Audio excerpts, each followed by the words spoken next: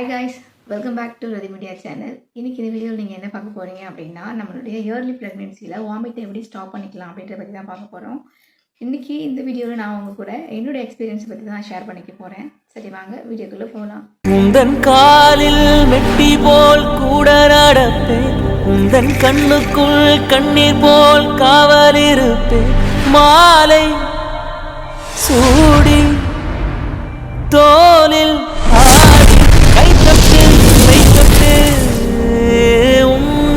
எனக்கு வந்துட்டு 35 டேஸில் ப்ரெக்னென்சி வந்து கன்ஃபார்ம் பண்ணோம். ஸோ கன்ஃபார்ம் பண்ண நெக்ஸ்ட் டேஸ்லேருந்து எனக்கு வந்து வாமிட் சென்சேஷன் இருந்துச்சு. வாமிட்னா நமக்கு எப்படி சொல்கிறது, நார்மலாக சாப்பிட்டா ஃபுட் எடுத்துகிட்டு வாமிட் வருது அந்த மாதிரி. வாட்டர் வந்து ட்ரிங்க் பண்ண முடியாது. நெக்ஸ்ட் வந்து ஒரு கர்டோ இல்லை மோரோ, நெக்ஸ்ட் வந்துட்டு இளநீ, எதுவுமே சரி எதுவுமே எனக்கு செட் ஆகவே இல்லை. ஆக்சுவலி எல்லாமே எனக்கு வாமிட் வந்து இருந்ததால நாங்கள் உடனே ஒரு 1 வீக்லேயே நாங்கள் வந்து ஹாஸ்பிட்டல் போயிருந்தோம். அங்கே வந்து எனக்கு ஒரு வாமிட் டேப்லெட் வந்து கொடுத்துருந்தாங்க. வாமிட் வரப்போ எடுத்துக்கோங்க அப்படின்னு சொல்லிட்டு, சரின்னு சொல்லிட்டு வாமிட் போட்டு அதுக்கப்புறம் சாப்பிட்டாலும் அப்போயுமே எனக்கு வாமிட் வந்துகிட்டே இருந்துச்சு. அதுக்கப்புறம் சரி நம்ம இந்த ஸ்டேஜ்லேயே இருந்தோம்னா கண்டிப்பாக நம்மளால் நல்லபடியாக குழந்தை பெற்றுக்க முடியாது அப்படின்னு சொல்லிட்டு நானும் என்ன பண்ணேன், ஸ்ப்ளிட் பண்ண ஆரம்பித்தேன். ஃபுட்டு எனக்கு என்னென்ன ஃபுட்டு ஏற்றுக்கும் அப்படின்றத நான் ஸ்ப்ளிட் பண்ணி பார்த்தேன். ஸோ சாப்பிட்ட வரைக்குமே எதெல்லாம் வாமிட் வந்துச்சு, இந்த பருப்பு ஸ்மெல்லிங் சென்ஸில் நமக்கு எதுலாம் செட் ஆகலையோ அதெல்லாம் நமக்கு சாப்பிட்டா வாமிட் வருது அப்படின்னு சொல்லிட்டு கொஞ்சம் ஸ்மெல்லே இல்லாது. ஆக்சுவலி இந்த கேழ்வரகு கூழ்லாம் இருக்குது பார்த்தீங்களா, கேழ்வரகு கூழ் வந்துட்டு நான் அதிகமாக சாப்பிட்டேன்.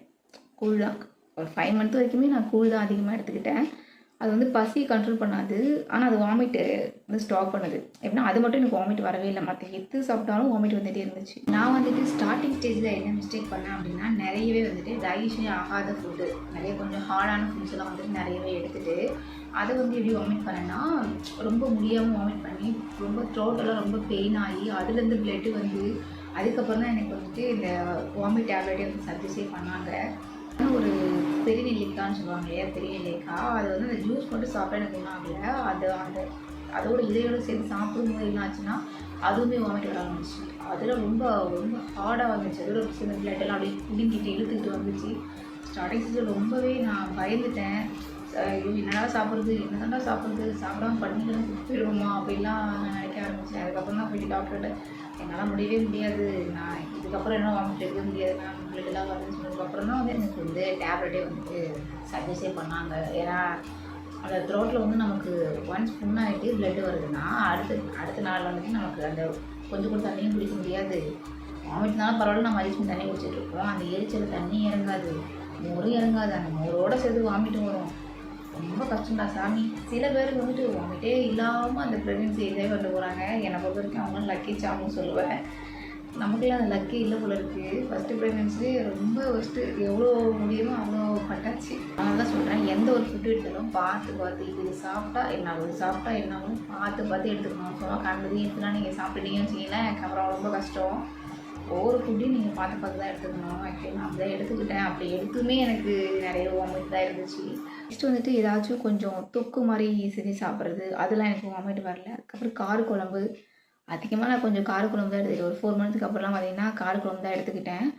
ஒரு ஃப்ரூட்ஸ் கூட சொல்கிறேன், ஆப்பிள் எடுத்தாலும் சரி, ஆரஞ்சு எடுத்தாலும் சரி, எல்லாமே எனக்கு வாமிட் வந்துகிட்டே இருந்துச்சு. ஒரு 5 மந்த்துக்கு மேலே மறுபடியும் போயிட்டு டாக்டரை பார்த்து இன்னொரு டேப்லெட் வந்து மாற்றிக்கிட்டேன். அந்த டேப்லெட் தான் எனக்கு நல்லா இருந்துச்சு. லைட்டாக கொஞ்சம் கமட்டினா கூட அது ஸ்டாப் பண்ண ஆரம்பிச்சிச்சு. ஏன்னா நம்ம டேப்லெட்டே போட்டுருக்க முடியாது இல்லையா. நிறைய பேர் சொல்லுவாங்க வாமிட் டேப்லெட் எடுத்துக்கிறது நல்லது கிடையாது, அவ்வளோ நல்லது கிடையாது அப்படின்னு நம்ம அந்த டைமில் சொல்லிட்டு இருப்பாங்க.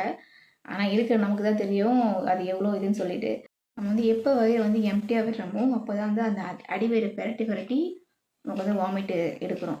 ஸோ நாமே எம்டியாக விடுறோம் அப்படின்னா நமக்கு வாமிட் வரதால தான் எம்டியாகவே விடுறோம், சாப்பிட முடியாமல் அப்போ எம்டியாக விடுறோம். அப்போ ஏதாச்சும் ஒன்று நம்ம ஏற்றுக்கிறது ஏதாச்சும் ஒன்று வயிற்றுக்குள்ள இருந்துகிட்டே இருக்கணும். பசிக்கிறதுக்கு முன்னாடியே சாப்பிடணும்.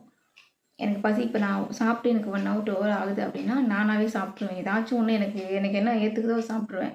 மேக்ஸிமம் முடியாது அந்த ஸ்மெல்லிங் சென்ஸ்லாம், நான் கண்டிப்பாக நம்ம சாப்பிட்டு தான் ஆகணும்னு சொல்லுவாங்க. கடைசியாக கொடுத்த டேப்லெட் வந்து நம்ம ட்ரை பண்ணி பார்க்கலான்னு சொல்லிட்டு அந்த டேப்லெட் பேர் வந்து வாமிட் ஃபைண்டு அப்படின்னு சொல்லிட்டு ஒரு டேப்லெட்டு.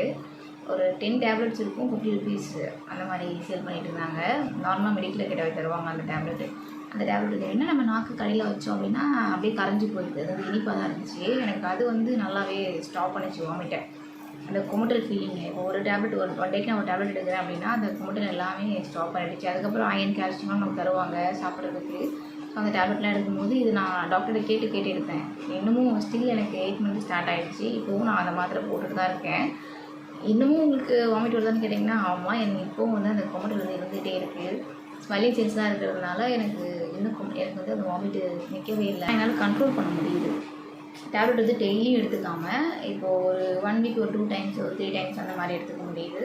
முடிஞ்ச அளவுக்கு வயிறு வந்து எம்டியாக இல்லாமல் பார்த்துக்கிட்டாவே எனக்கு வந்து வாமிட்டு நின்று போயிடுது. அதுக்கப்புறம் நான் புதினாலாம் அதிகமாக எடுத்துக்கிட்டேன். இப்போது 5th மந்த்துக்கு அப்புறம் சூடாகுதுன்னு சொல்லிட்டு புதினா வந்து நான் ஸ்டாப் பண்ணிட்டேன். ஆனால் அந்த டைமில் நான் புதினாலாம் எடுத்துக்கிட்டேன்.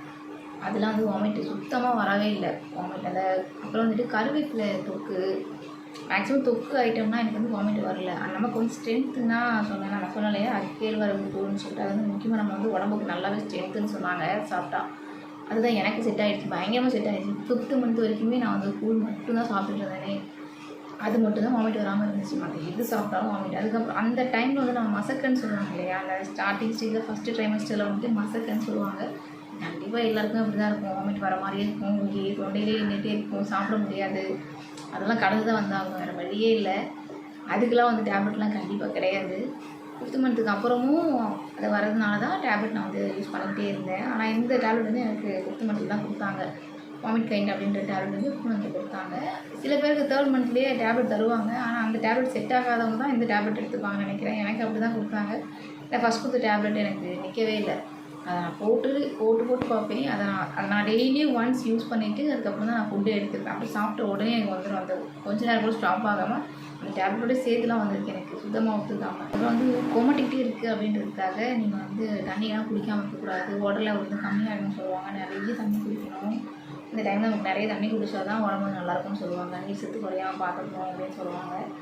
ஸோ நான் இவ்வளோதான் சிம்பிளாக நான் இவ்வளோ தான் ஃபாலோ பண்ணேன். ஸோ டாக்டர் வந்து எனக்கு சஜஸ்ட் பண்ண டேப்லெட் வந்து இதுதான், வாமிட் கைண்ட் அப்படிங்கிற ஒரு டேப்லெட்டு. சில பேருக்கு வந்து டேப்லெட் வந்து செட் ஆகாது. அவங்க வந்துட்டு ஆலு பக்கோடா அப்படின்னு சொல்லிட்டு ஒரு பழம் இருக்குது. அந்த பழம் வந்துட்டு 10 ரூபீஸ்க்கு மார்க்கெட்டில் கிடைக்கும். அது நீங்கள் வந்து டேட்ஸ் மாதிரி இருக்கும் பார்க்குறதுக்கு. ஆஃப்டர் ஃபுட்டு வந்து அதை எடுத்தீங்க அப்படின்னா குமட்டல் வந்து ஸ்டாப் ஆயிடும். ட்ரை பண்ணி பாருங்கள். ஜூஸ் கூட ஆல்மோஸ்ட் நமக்கு ஏதாச்சும் வேணும் அப்படின்னா நாமளே தான் ப்ரிப்பேர் பண்ணிக்கணும். நம்ம கடையெல்லாம் வாங்கி சாப்பிட்றோம், முடிஞ்சளவுக்கு நம்ம அவாய்ட் பண்ணிக்கணும். அது ஃபுட்டாக இருந்தாலும் சரி, ஜூஸாக இருந்தாலும் சரி, எதுவாக இருந்தாலும் சரி, நீங்கள் கடையில் வாங்கி சாப்பிட்றத நீங்கள் அவாய்ட் பண்ணிக்கணும். ஸோ அவ்வளோதான். எனக்கு என்னோடய எக்ஸ்பீரியன்ஸ் இவ்வளோ தான். நான் உங்களோட ஷேர் பண்ண நினச்சி நான் ஷேர் பண்ணிட்டேன். ஸோ தேங்க்யூ ஸோ மச் இன்னும் நிறைய என்னோடய வீடியோ பார்த்ததுக்கு. ஸோ உங்களிடமிருந்து வெளிப்படுவது உங்கள் ரவி. பாய்.